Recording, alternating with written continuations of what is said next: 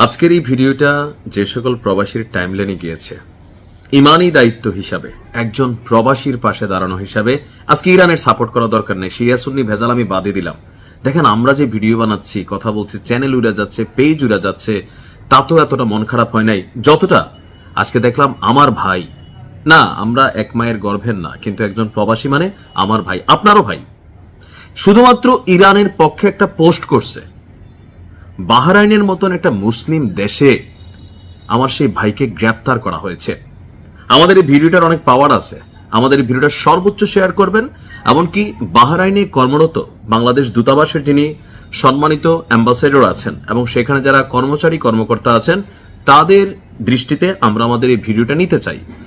আর তাদের দৃষ্টিতে যাওয়ার পরেও তারা যদি কোনো পদক্ষেপ না নেয়, তাহলে অ্যাম্বাসেডরের বিরুদ্ধে আমরা কিন্তু ভিডিও বানানো শুরু করবো। বা এরপরে যা হবে হবে, কারণ বাইচা থেকে লাভকে যদি এতটুকু একজন প্রবাসী ভাইয়ের জন্য আমরা বিপদের দিনে করতে না পারি। অন্যায়টা কি করছে? ইরানের পক্ষে একটা পোস্ট দিছে একজন মুসলিম, তো দেখা তো শৈল্যে সহ্য হয় না, হয় আমার তো হয় না ভাই, যে ভিডিও বানাই হাইপার হয়ে যায়, টেম্পার চলে আসে, আনন্দ যেমন হয় গোস্বা হয়, কপাল পোড়া প্রবাসীরা। তবে আপনার একটা শেয়ার, আপনার একটু সাপোর্ট এই ভাইটাকে মুক্তিতে হয়তোবা একটা ভূমিকা রাখবে। এমনকি বাংলাদেশের পররাষ্ট্র মন্ত্রণালয়ে যিনি পররাষ্ট্র মন্ত্রী আছেন, আমরা ওনারও দৃষ্টি আকর্ষণ করছি এই ভিডিওটার মাধ্যমে, সর্বোচ্চ শেয়ার করবেন। যুক্তরাষ্ট্র এবং ইসরায়েলের এই লড়াইয়ের মধ্যে মধ্যপ্রাচ্যে বসে আসলে কোনো প্রতিবাদ করলে এটা নিয়ে অনেক কিছুই ঝামেলা পোহাইতে হয়। তো আবেগে আমাদের এই মধ্যপ্রাচ্য ইস্যুতে যুদ্ধ নিয়ে পোস্ট করায় একজন বাংলাদেশি সহ 6 জনকে গ্রেপ্তার করেছে বাহরাইন পুলিশ। অন্যান্য দেশের যারা আছেন তাদের প্রতিও আমাদের সমবেদনা, এমনকি আমরা প্রত্যেকেরই মুক্তি দাবি করছি। গ্রেপ্তারকৃত প্রবাসী বাংলাদেশীর নাম মোহাম্মদ ইসরাফিল মির। বাহরাইনের স্বরাষ্ট্র মন্ত্রণালয়ের উদ্ধৃতি দিয়ে বাহরাইন নিউজ এজেন্সি এই তথ্য নিশ্চিত করেছে।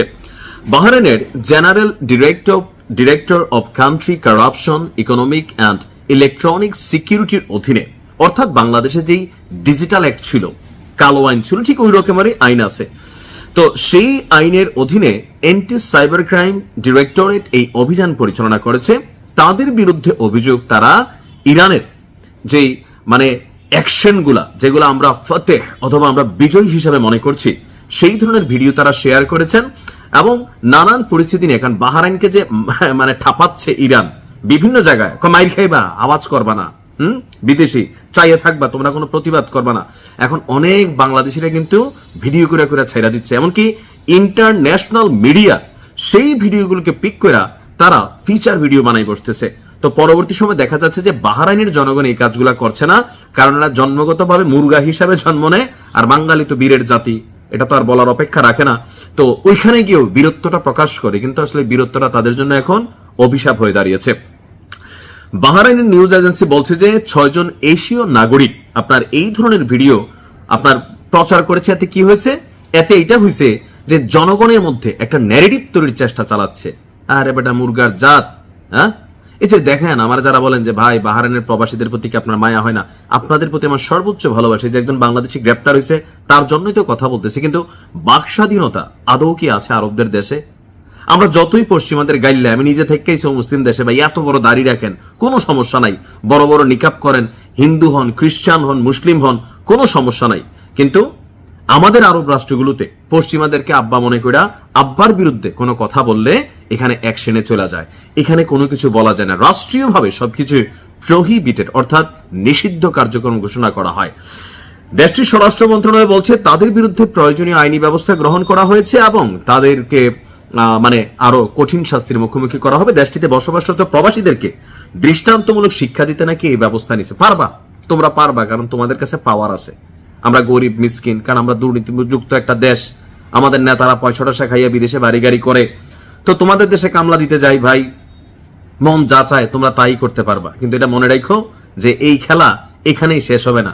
বাহরাইনে তোমরা আমাদের মুখ বন্ধ করতে পারবা, কিন্তু বাংলাদেশ থেকে মুখ বন্ধ করে দেখাও। আমি কুরিয়া বৈশাও ভাই ঠাপাইয়া নিউজ করছি, থামি নাই। কুরিয়াতে আসলে এতটা রেস্ট্রিকশন ছিল না, পৃথিবীর অনেক দেশে এই ধরনের রেস্ট্রিকশন দেওয়া হয়। তো আমরা আমাদের পররাষ্ট্র মন্ত্রণালয়, আমাদের স্বরাষ্ট্র মন্ত্রণালয়, আমাদের যতগুলো সেক্টর বাহরাইন অথবা বিদেশের এম্বাসিগুলোর সাথে কানেক্টেড, আমরা তাদের দৃষ্টি আকর্ষণ করছি as soon as possible Bangladesh দূতাবাস এ ব্যাপারে যেন প্রয়োজনীয় ব্যবস্থা নেয়। আর যদি না নেয় তাহলে আমরা আরো একটা পাল্টা কাউন্টার নিউজ করব। এই ভাইয়ের পরিবারের প্রতি আমাদের মানে সাজেশন হচ্ছে, ডরানোর কিছু নাই। জেল টেল এগুলো বেড়াইতে লেগে থাকে না, হ্যাঁ বেড়া হয়েছে মানে জেল খাটবো, জুলুম খাটবে, এটা ব্যাপার না। ইনশাল্লাহ আপনাদের ছেলে বা আপনার জামাই যারই হোক, এই পরিবারের আমাদের ইসরাফিল ভাই, তিনি বাংলাদেশে এই মুহূর্তে বীর হিসাবে চিহ্নিত হয়েছেন। ভালো থাকুন, আসসালামু আলাইকুম।